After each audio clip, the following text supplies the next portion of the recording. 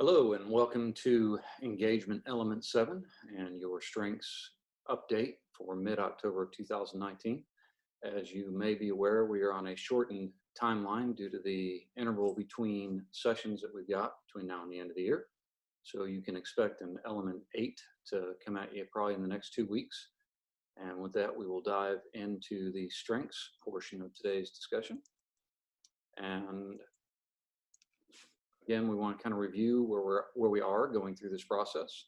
You should, on the Teams channel, have a 21-step process for walking through strengths. Those 21 steps are further compressed into the items you see on the slide before you today.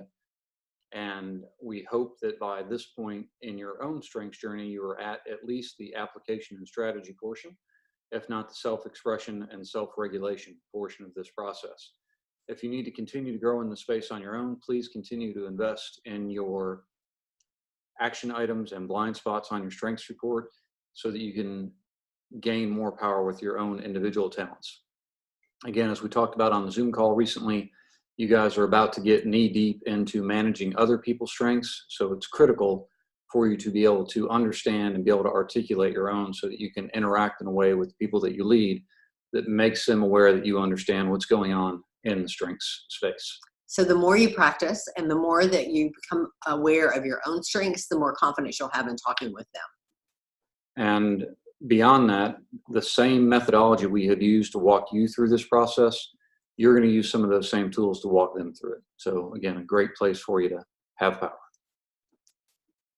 So some things that we're providing you today and that will be posted on the Teams channel to help you in not only your own journey, but also the journey in leading others with strengths is what you see in front of you. This is a scope and sequence outline. There are actually 2 pages to this, and I'm just showing you the first one for the purposes of this presentation. And this is just some basic concepts that you need to both understand yourself and be able to share with your team members so that they've got a greater understanding of how strengths work.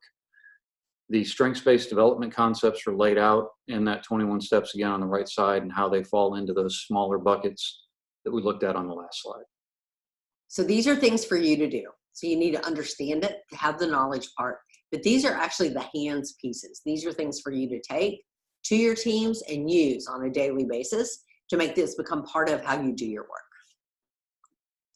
In order to help you with that, we have prepared a PDF that's fillable called a strengths profile, and you can create one of these for each one of your team members. And what we would like it to have is just fill it in the way it looks. Top 5 signature themes for that person. What is most important in their role, what they bring to the team, things you can do to inspire and motivate them, goals and aspirations and challenges. This is all stuff that you can then use to help on the engagement level of this particular employee and also to help manage and bring out the best of them from a strengths-based standpoint. So I would pull this up and look at it every time that you know you're going to have a meeting with them. Every time you know you're going to have an interaction. And if you are in a place where you're about to do all of your check-in conversations with your staff for a week, hit one of these for each one of them so that you're clear on where they stand and how you can help utilize their strengths to help them reach their goals for that week. So remember, part of engaging your staff is for them to know as individuals, somebody at work cares about them. This is a great way to demonstrate that. An additional tool to help you in that space. This gives you more detail about the individual and what they're working on, where they are, and kind of just further fleshes out where they stand in relation to the team and how the team in general stacks up. This is getting to know the individual needs of your members and also to have a greater perspective on the team itself. The next document we're giving you guys is a team profile sheet. And this again takes the team strengths grid. You can pull information from that. You can pull your own personal information that you have about the team and get it into one sheet so that when you start looking at what are your priorities for leading this team to mission accomplishment, where are your challenges? Where is your power? Where are your weaknesses? And what can you do to help lead this team to the promised land? Yeah, so this helps you create your plan and get very articulate about how you want to talk about it to your team. And again, you can PDF fill this out. You can modify it as things go by. You can create more than one if you've got more than one team reporting to you. Just do what you need to do to use these tools to be more successful. Now we're going to step into the engagement space and talk to you a little bit about engagement element 7. And this element is about your employees feeling like their opinions at work seem to count. And I'm going to turn this over to Tina. So when you think about this particular one, think about it as your employee stock price. So it really depends for the employee how much they believe their input matters. So they want to feel valued. If they bring up suggestions or they make a comment and they don't feel like they're heard, they will eventually just quit making those comments. And if they don't feel like they're making a significant contribution to the work that they're doing, they'll quit putting forth the effort. So less than 20% of workers agree that they receive meaningful feedback when they make a suggestion about improving performance. So we want to up that rate. So there's kind of 3 ways that you can increase that. So you want to create a culture of idea sharing. So we've talked before about how it's easier to manage people who are just like you. This is really a place where having diversity of thought and ideas makes a huge difference in your ability to create change, to create improvement. And the 3 ways to kind of create that kind of culture sharing is, one is by accepting. So be open to each member's opinions and feedback. When somebody says, hey, I have an idea, don't react with yes, but, or we've tried that before. Say, tell me more about that. Another is to be proactive. So say, hey, is there anything that you notice as you do the work that might be an improvement in how we're doing things? And then be responsive. So somebody may offer an opinion, follow through with them and say, hey, I know that I'd ask you for feedback or you'd given me some feedback. I just wanted to let you know where we are with that. And it may be that's something we can't follow through with right now, but I want to keep hearing your ideas. So you want to reinforce the idea that you want to hear their ideas. So the best managers are always listening. They know what's going on. They're asking employees for feedback.